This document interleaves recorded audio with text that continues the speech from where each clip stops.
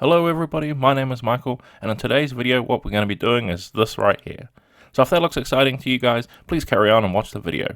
Oh, and just one more thing before we go. Please consider like, commenting, and subscribing if you enjoyed the video. But now with all that out of the way, let's carry on with the video.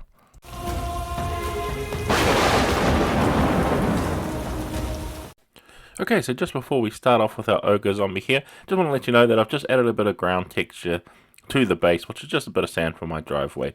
But other than that, we're going to use some burnt umber, and that is going to be the base coat for our fur that we have here. So we'll be placing this everywhere we've got our ogre zombies fur, which is sort of like this loincloth area. And also, don't forget about the little tufts that he has sort of on his boots that he's wearing as well. So giving this a nice overall coat, just thinned it down a little bit so it can flow nicer into those recesses and cracks. Since we'll be painting up fur texture, you want to thin it down just a little bit so your paint's going to flow in there a little bit nicer and really cover over all those little bits of texture.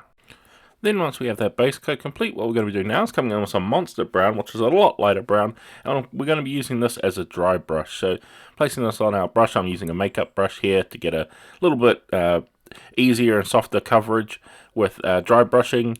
It's up to you whether you want to use a makeup brush or a standard dry brush here. I personally like makeup brushes a little bit better, a little bit softer, and I can control how I'm applying my dry brush a little bit easier with a softer brush. Then once we have that layer of dry brushing down, we'll come back in with another dry brushing. This time it's going to be khaki, which is a lot lighter color and a completely different color, but it's going to help us give us some interesting tones and variations with our fur texture here. And you can see, I'm not dry brushing this one as much. I'm sort of more stippling it and giving some interesting colors in different spots just to make it look more like a realistic sort of fur pelt that this ogre is hunted down. Then once we have that all complete, we're going to come in now with some black grey. And we're going to be using this black grey for the belt that our ogre zombie has here. Just something to separate out the colour a little bit and give it a little bit more visual interest, because you could easily go with the brown here as well. But like I said, I want to go with a little bit different colour so it's going to stand out a little bit, so you can definitely tell it's a different thing on the miniature rather than it all blending together if we had painted this a brown as well. So just looking out for little bits of detail of that where we can make the eye look all over the piece so you can spot some details. Then once we have that belt picked out, we're going to come in now with some smoke. And this here is going to be a brown, very thin down sort of brown. It's very similar to a contrast paint, the smoke color. And we're going to be using this to apply over the handle of our weapon here. Nice and easy. And you see it's got a nice rich color in there, and it's of course separated out from the browns we've already used on our fur pelt as well. So it's going to give us another little spot of interest that's somewhere different to look at.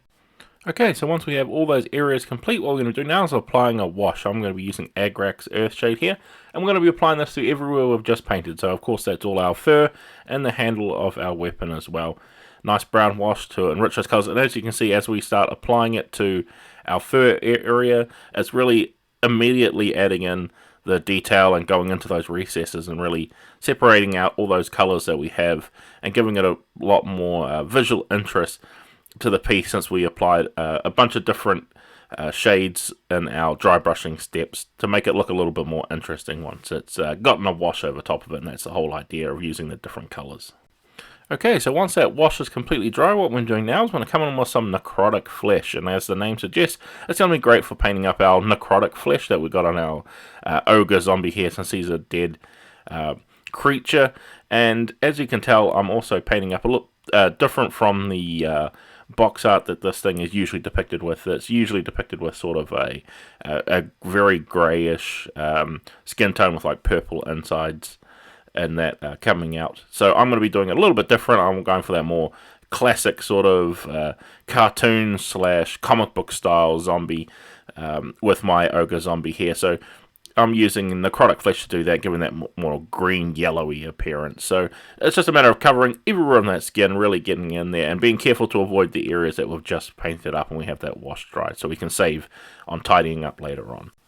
Okay, so now that we have that skin all painted up, we can come in now with some contrast paint. And this one here is going to be plaguebearer flesh, which I think is going to be great. The color that we have on here is very similar, but a lot more sort of saturated.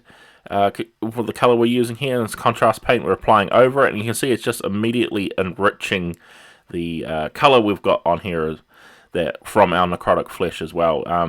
It's sort of like, I guess, what we're doing with our wash that we did with our fur over here, but it's slightly different since contrast paint is actually a thinned down paint, and it's just going to boost up the color that we've already applied and slightly tint the contrast paint a bit since we're having it as a base tone. It's going to really help enrich and give that more comic book aesthetic with the plaguebearer flesh. Then once our contrast paint is dry, we're going to come in now with some deck tan, and what we're going to be using our deck tan for is we're going to be using it to apply over any wraps that we have on the miniature here. And you can see it's got some wraps around his arms, as well as that also our ogre zombie's feet are basically made out of wraps as well, so we want to be going over there too. And as you can tell, it's a little bit hard to see on camera here, but deck tan is sort of a off-white, sort of creamy-ish color. It's sort of picking up like I'm not really painting anything on here, but trust me, there is definitely a color being painted on here. Then once we have those wraps all painted up, I'm going to come in now with some gunmetal, and this of course is just going to be used on the pretty much the only area that we have any metal, and that is our end of our club here with all those spikes on it, as well as that I'm also going to be doing the little metal piece on the bottom of the club as well, so don't forget that. While you're doing it, it's just a matter of giving it an all overall coat, and watch out for those spikes too. It can be very deceiving when you're painting the miniature to miss certain areas, so make sure you spend a little bit of time going completely over that club, getting in between those spikes and that, and giving good coverage with our gunmetal. Then once we have our metallics painted up, what we're going to be using now is some seraphim sepia, and we're going to be using this for painting over our wrap, I should say washing over our wraps rather than painting, and giving them a really sort of nasty, gritty, very well used and old appearance here. As you can see, applying it over that deck tan is really helping enhance that a lot in this situation, making them look sort of old and gnarly, because of course he's an ogre zombie. He's been dead for quite a while, so we want them to look pretty nasty, so this is going to be an easy way to achieve that. Then once that wash is dry, what we're going to be doing now is going to come in with some more contrast paint, and this is going to be guilliman flesh.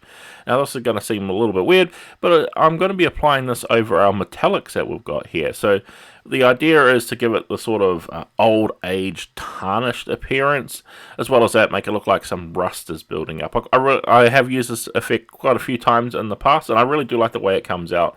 I think guilliman flesh gives off a more realistic, dirty sort of rust appearance rather than using an actual rust paint for a whole area like this where it's going to be hard to sort of dry brush on. Then once we have that completely dry, what we're going to do now is come back in with our deck tan here, and what we're going to be doing is we're just going to be highlighting up our wraps that we have all over the place. So this is of course catching the edges, and since we've got some actual sculpted in detail with the wraps so you can actually see each one wrapped around his arm, I'm going to be just sort of picking out the very top ones and giving off sort of like a textured appearance. So hopefully from a distance you can see that some of these areas are highlighted. So it's just a matter of going in, picking out some of the edges of these, even just some of the top flat areas, but really making sure that I'm only picking out the actual wrap part itself, so it's looking like it's highlighted from a distance. Then once we've picked out those highlights, what we're doing now is coming in with some orange brown. And this is going to be quite a nice standout color, so I'm going to be using it just on one small area, and that is for the necklace that the ogre zombie is wearing. I'm going to be using it for the little rope holding up his necklace, since it's very contrasting in the colors we've got here, and it's going to really stick out, so it's going to have a nice visual interest on the piece. And of course I'm being very careful as I'm doing this, making sure not to get it on anywhere on our skin. And to go with that, what I'm going to be doing is I'm going to be using some hammered copper here, and I'm going to be using this to be painting up the actual metallic part of the necklace itself. Totally up to you what you want to do here. If you want to use the gunmetal like we did before, I just wanted to vary it up a little bit here, and I think it gives it a little bit more interest by making it something other than gold or silver. So a hammered copper here with that reddish sort of appearance is going to really help sell the piece from a distance. Then once we have that necklace painted up, what I'm doing now is coming in with some ivory. And what I'm going to be doing with this ivory is I'm going to be coming in and just painting in the teeth of our ogre zombie. And we're going to be dirtying them up a little bit later, really making them look like they're all gnarly, because he doesn't need nice shiny white teeth since he's a zombie. That wouldn't be the thing to do here, but we do want to lay that base coat down and really give the nice bright appearance so we can change it later on. Then once we have those teeth painted in, what we're going to be doing now is coming in with some more contrast paint, and this here is going to be Blood Angel's Red. And what I'm going to be doing with this is I'm going to be just painting inside the mouth of where the teeth you can be. Now it's totally up to you what you want to do here. You could do it the other way around, but what I did is basically base coated that whole area with the ivory and then came in, and it's going to, as you can see, it's really helped emphasize that Blood Angel's Red. And then it's just a matter of coming in and tidying up when you need to. Then once we have that mouth painted in, we're going to come in now with some contrast paint, and this is going to be core-grunta fur. And what I'm going to be doing with this is I'm going to be using this for the sideburns on the zombie ogre here, as you can see. A little bit tricky to tell that he had sideburns on, especially with the colours before, but as you can see, adding the contrast paint in there, tinting that surface up, since it's not a nice and vibrant brown, very different from a lot of the other browns we have on, especially around the face, it's going to really help stand it out, and you can really see them as sideburns from a distance. Then once we have his hair picked out, what we're going to be doing now is coming back in with some seraphim sepia. And of course what we want to be doing with this is we want to come back to the teeth and sort of tarnish them up and make them all look all nasty. And seraphim sepia is going to help this, make them sort of look like they're aged and not taken care of with a good appearance there. Then once you've completed that, what we're going to be doing is we're going to come back in with some contrast paint. Now this one here is going to be volupus pink. And what I'm going to be doing is I'm going to be applying this to the areas where we've got our scarring and our muscle and our sinew sort of popping out everywhere, and applying it to there. Now, just as you can tell as well while I'm applying this, is I've actually gone back in and painted in those areas, and I've just used some off-white, so I just used ivory here, so I got the full colour of the volupus pink, rather than painting over with the paints we've already had before, which would tint it a little bit to the green. I didn't want that. I wanted it to really stand out and look completely different. So just a matter of coming back in here with ivory or a white color even, and then applying it to that as well. So you've got a big contrast pop out with the two different colors. Then once that's completely dry, what we're going to be doing now is coming back in with our necrotic flesh, and we're going to be using this as a highlight. So of course we're going to be highlighting all the nice highest point areas of our ogre zombie here, and since we've got some actually really well sculpted muscle definitions here, we can go in and pick out sort of the high points of the muscle and really help sell that. And since we applied that plaguebearer flesh over our necrotic flesh before, it's going to, as you can see, really stick out as a highlight and look like it has a sort of really strong sun bouncing off it to that effect anyway, is what I'm trying to portray here. And so hopefully it's going to really help emphasize those high points on the miniature, especially from a distance anyway. Then once we have those highlights all picked out, we're going to come in now with some black grey. And what we're going to be doing with this black grey is we're going to be applying it to the nails of our zombie. So picking out all the little toenails and fingernails.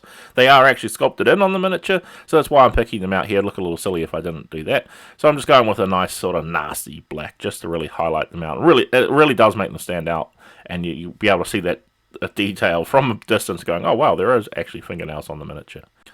Then once we've completed that, it's one last piece on the miniature. I'm using ivory again to do this. And this is totally up to you what you want to do here. What I'm going to be doing is painting in the eyes. So I'm going with a nice sort of glazed over white zombie eye, sort of really piercing white. You could go with a yellow or a red, whatever you feel here. But I'm going with a nice white, and that they're sort of milky and glazed over.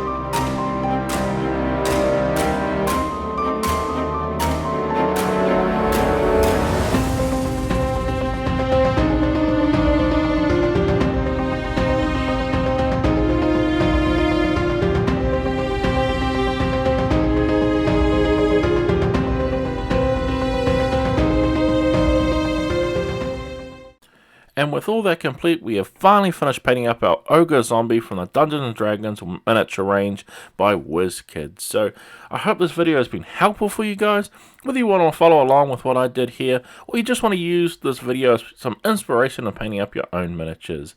But with all that said guys, I'd like to thank you all for watching, and I can't wait to see you all in the next video.